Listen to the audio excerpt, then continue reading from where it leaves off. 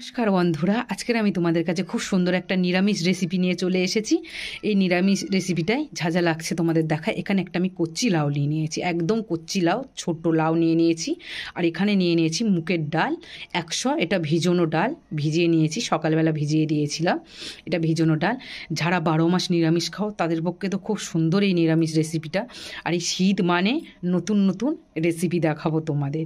শীতকালে গরম ভাতের সাথে জমে যাবে নিরামিষ এই রেসিপিটা। তাহলে আমার সাথে থেকো। চলো আমি লাউটা প্রথম কেটে নেব। একটা মিক্সচার মেশিনের বাটি নিয়ে নিয়েছি। প্রথমে আমি ডালটা পেস্ট করে নেব। ডালটা কিন্তু আমি ভালো করে ধুয়ে নিয়েছি। প্রথমে ডালটা আমি পেস্ট করে নেবো। এখানে কিন্তু আমি জল দেবো না, শুকনো শুকনো পেস্ট করে নেবো। খুব সুন্দর আমি পেস্ট করে নিয়েছি। এবার এখানে আমি লাউটা দিয়ে দেবো। লাউটা দিয়ে দিয়েছি। এবার এখানে স্বাদ মতন লবণ দেবো। আমি 2 চামচ ময়দা দেবো। 2 চামচ, 1 চামচ, 2 চামচ দিয়ে এটাও আমি ফের ঘুরিয়ে আনবো। এটাও কিন্তু আমি জল দেবো না। সুন্দর হয়েছে দেখো। এখানে যদি আমি ময়দাটা না দিতাম তাহলে এটা কিন্তু এতটা টাইট ভাব আসতো না। এবার এখানে তোমরা কিন্তু কর্নফ্লাওয়ার ব্যবহারও করতে পারো, কিন্তু আমি এখানে ময়দা দিয়ে করেছি। সবার হাতের সামনে তো থাকে না, ময়দাটা থাকে, ময়দা দিয়ে করেছি। এটা স্বাদ কিন্তু একই হবে, দুর্দান্ত খেতে লাগবে। এটা এবার আমি সাইডে সরিয়ে রাখবো। এখানে মিক্সচার মেশিনের বাটিটা নিয়ে নিয়েছি ধুয়ে।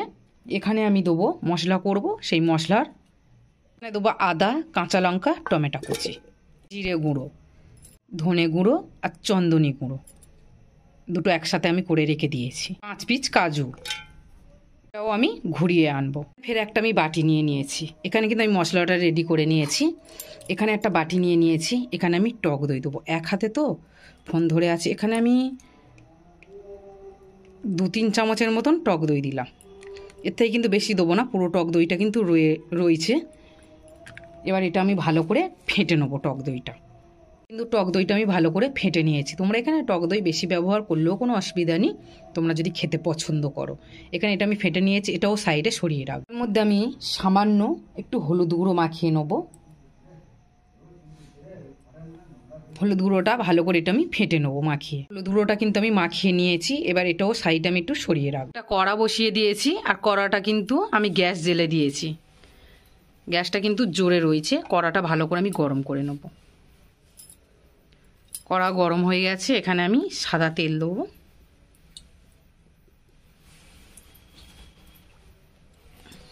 তেলটা একটু বেশি করে দিলাম।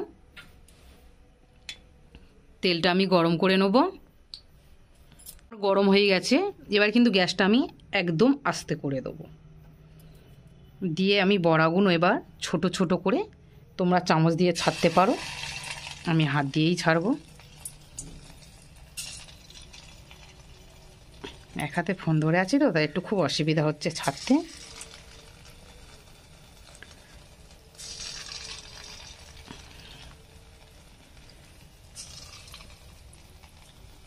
এখানে কিছু বড়া দিয়ে দিয়েছি। গ্যাসটা কিন্তু এরকমই আস্তেই থাকবে, নাহলে ছুঁয়ে যাবে। কিন্তু আমি উল্টে নিয়েছি। এক হাতে ফোন ধরে তো খুব অসুবিধা হয় উল্টাতে, তাই আমি এক পিঠ করে উল্টে নিয়েছি। আর গ্যাসটা কিন্তু এরকম তেলটা গরম করে নেবে, নিয়ে কিন্তু গ্যাসটা আস্তে করে দেবে, দিয়ে বড়াগুলো কিন্তু ভাজবে। তাহলে খুব সুন্দর বড়াগুলোও উঠবে, কড়ার গায়েও লেগেও যাবে না। এইভাবে আমি বড়া কটা ভেজে তুলে নেব। ভেজে তুলে নিয়েছি, ফের দিয়ে দেবো। গ্যাসটা ওরকমই নর্মালে থাকবে। একবার আমি দিয়ে দিয়েছি, এটাও ভালো করে ভেজে নেব। প্রথমবারে ভেজেছি, উল্টানোটা দেখাতে পারিনি, ফোন ধরে থাকি তো, কিন্তু এবারে দেখাবো। দেখো কত সুন্দর উঠে যাচ্ছে, দেখে বুঝতে পারছো এক পিঠ করে হয়ে গিয়ে কড়াই কিন্তু লেগে যায়নি। এইভাবে এগুলো ভেজে নিতে হবে।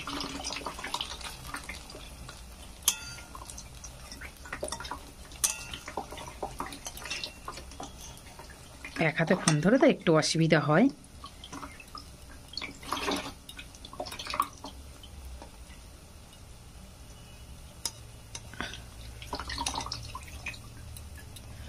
সব উল্টে দিয়েছি। বন্ধুরা, আমাদের গাছের পেঁপা কত সুন্দর, দানাগুলো দেখো কি সুন্দর লাগছে। দেখো রান্না করতে করতে মনে হলো একটু খিদে পাচ্ছে, তাই পেঁপাটা কাটলাম। গাছে থেকে পেকেছে, কত সুন্দর দানাগুলো লাগছে। দেখো এর দানাটা কিন্তু খুব কম হয়, খুব কম দানাটা হয়, খুব বেশি এর দানা পাওয়া যায় না। কিন্তু এই বড়াগুলো আমি তুলে নেবো, এটাও হয়ে গেছে, এটা তুলে নেবো, নিয়ে আর একবার হবে, অল্প রয়েছে, আর একবার দিয়ে এটা আমি ভেজে নেবো। বড়াগুলো কিন্তু আমি ভেজে তুলে নিয়েছি। তার মধ্যে যা তেল রয়েছে এই তেলের মধ্যে কিন্তু আমি আলুটা ভেজে, একটু লবণ দেবো, একটু হলুদ গুঁড়ো দেবো। এখানে আমি 3 পিস ছোট ছোট কিন্তু আলু দিয়ে দিয়েছি। আলু না দিলে একটু খেতে কীরকমই লাগে না, আমাদের বাড়ির সবাই আলুটা পছন্দ করে। 3টে এরকমই সাইজের ছোট ছোট আলু 3টে কেটে দিয়েছি, এটা আমি ভেজে নেবো। আমি ভেজে নিয়েছি, আলুটাও তুলে নেবো। তেলে কিন্তু আমি তরকারিটা বানাবো। কড়ার মধ্যে কিন্তু অনেকটা তেল রয়েছে, এখানে দেবো আমি 2টো তেজপাতা, কালো জিরে আর গোটা জিরে।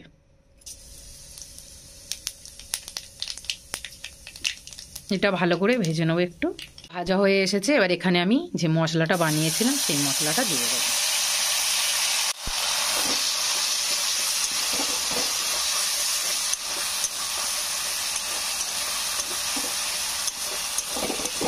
মশলাটা দিয়ে দিয়েছি। এই মশলাটা কিন্তু আমি 5 মিনিট কষে নেবো ভালো করে। গ্যাসটা আস্তে করে দেবো, দিয়ে মশলাটা আমি কষবো। কিন্তু আমি 5 মিনিট ধরে কষে নিয়েছি, কত সুন্দর হয়েছে দেখো, চারধার দিয়ে কিন্তু তেল ছেড়ে দিয়েছে। এবার এখানে আমি টক দইটা দিয়ে দেবো। এখানে আমি টক দইটা দিয়ে দেবো। টক দইটা কিন্তু ভালো করে ফেটে নিতে হবে। টক দইটা দিয়ে এটা আমি ফের ভালো করে এটা কষে নেবো 2 মিনিটের মতো। এটা আমি 2 মিনিট ধরে কষে নিয়েছি। এবার এখানে আমি মশলা দেবো। লবণ স্বাদ মতন, ঝালের গুঁড়ো, হলুদ গুঁড়ো, যে যেরকমই ঝাল খাও কিন্তু সেরকমই দেবে। এটা ভালো করে ফের আমি কষে নেব।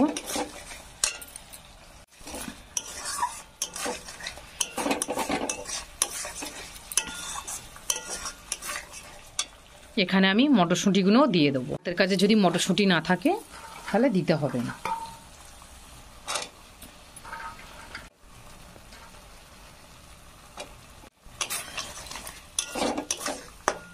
কত সুন্দর তেল ছেড়ে দিয়েছে দেখে বুঝতে পারছো। এবার এখানে আমি টক দইটা ধুয়ে নিয়েছি আর মশলার বাটিটা ধুয়ে নিয়েছি, এই জলটা দেবো। দিয়ে এবার গ্যাসটা আমি জোরে দিয়ে এটা ফের আমি ভালো করে কষবো। এই জলটা কিন্তু আমি কষিয়ে কষিয়ে অনেকটা শুকিয়ে নেবো। এখানে একটু স্বাদ আনার জন্যে এখানে কিন্তু আমি ভেলি গুড় দেবো। একবার ভেলি গুড় দিয়ে দেখতে পারো, অসাধারণ খেতে লাগবে। চিনির থেকে টেস্টটা আরও বেশি ভালো লাগবে। ওটা জল জল ভাব ছিল দেখে বুঝতে পারছো, শুকিয়ে কীরকম হয়ে গেছে, একদম ঘন হয়ে গেছে। এইভাবে কিন্তু মশলাটা কষতে টাইমটা লাগবে, তারপরে বাকি রান্নাটাই কিন্তু খুব বেশি টাইম লাগবে না। মশলাটা যত ভালো করে কষবে তত খেতে কিন্তু ভালো লাগবে। আমি কিন্তু বাটি ধোয়া জল কিন্তু অনেকটা দিয়েছিলাম, এই বাটিটা বড় বাটির কিন্তু 1 বাটির মতো। সেই জলটা কিন্তু গ্যাসটা আমি জোরে দিয়ে মশলাটা কিন্তু খুব সুন্দরভাবে কিন্তু কষে নিয়েছি। গ্যাসটা কিন্তু জোরে দেবে, দিলে তাহলে জলটা তাড়াতাড়ি মরে যাবে আর কষাটাও খুব সুন্দর হবে। দেখে বুঝতে পারছি কত সুন্দর কষাটা হয়েছে। এখানে আমি আলুটা দিয়ে দেবো আর এখানে আমি জল দেবো।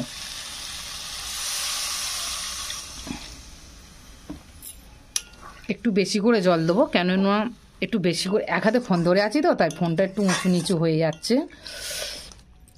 একটু বেশি করে জল দেবো, কেননা এই বড়াটা তো আমি দেবো, বড়াটা তো ঝোল টানবে, তাই একটু বেশি করে জল দেবে। এখানে আমি আরেকটু জল দেবো, বড়াটা তো ফুলবে। এবার এখানে আমি ঢাকা দিয়ে দেবো। দেখো ঝোলটা কি সুন্দর ফুটছে আর আলুগুলো সিদ্ধ হয়ে গেছে। আমি ঢাকা দিয়ে রেখেছিলাম, ঢাকাটা এই খানিকক্ষণ হলো খুলে নিয়েছি। আলু টালু সব সিদ্ধ হয়ে গেছে। এবার এখানে আমি বড়াগুলো দিয়ে দেবো। এতটা ঝোল থাকতে থাকতে দেবে, কেননা বড়াগুলো সব ঝোল টেনে নেবে। আর আলুটা সিদ্ধ করে নেবে, প্রথমে জলটা দিয়ে ঝোলটা একটু ফুটিয়ে নেবে। নেওয়ার পরে গ্যাসটা আস্তে করে দিয়ে আলুগুলো সিদ্ধ করে নিয়ে গ্যাসটা জোরে দিয়ে বড়াগুলো দিয়ে দেবে। এবার এই সময় আমি আর ঢাকা দেবো না, এবার গ্যাসটা এরকম জোরে থাকবে। দেখো কত সুন্দর খালি ঘন হয়েছে, দেখো দেখে বুঝতে পারছো ঝোল কিন্তু অনেকটা ঘন হয়ে গেছে। এবার আমি লাবিয়ে নেবো, এটা কিন্তু বসে যাবে।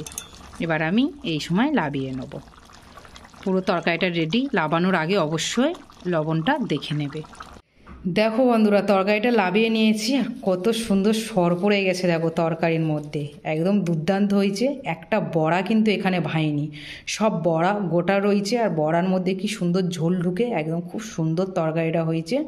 এই রেসিপিটা গরম ভাতের সাথে তো একদম দুর্দান্ত খেতে লাগবে। আর এই শীতের সময় আর যারা নিরামিষ খাও তারা একবার এই রেসিপিটা বানিয়ে খেতে পারো, অসাধারণ লাগবে। আর যেসব বন্ধুরা আমার চ্যানেলে নতুন হয়ে রয়েছে তাদের কাছে আমি অনুরোধ করে বলবো আমার চ্যানেলটাকে সাবস্ক্রাইব করে দিও। যেসব বন্ধুরা রোজ রোজ আমার ভিডিওগুলো দেখো, পাশে থাকা বেল বাটনটা অন করে রেখো, তাহলে আমি রোজ রোজ ভিডিও ছাড়ার সঙ্গে সঙ্গে সবার আগে তোমাদের কাছে পৌঁছাবে। আর আমার এই চ্যানেলটা সবার সাথে শেয়ার করার অনুরোধ রইল। আর সবাই এই ভিডিওটা দেখো আর আমাকে কমেন্ট করে জানিও। তোমরা যত কমেন্ট করবে তত আমার ভালো লাগবে, নতুন নতুন রেসিপি বানানোর আরও ইচ্ছা হবে আমার। আর সবাই ভালো থাকবে, সবাই সুস্থ থাকবে আর সবার সাথে শেয়ার করো। আমার ভিডিওটাকে আমি এই পর্যন্ত শেষ করছি বন্ধুরা। টাটা বন্ধুরা।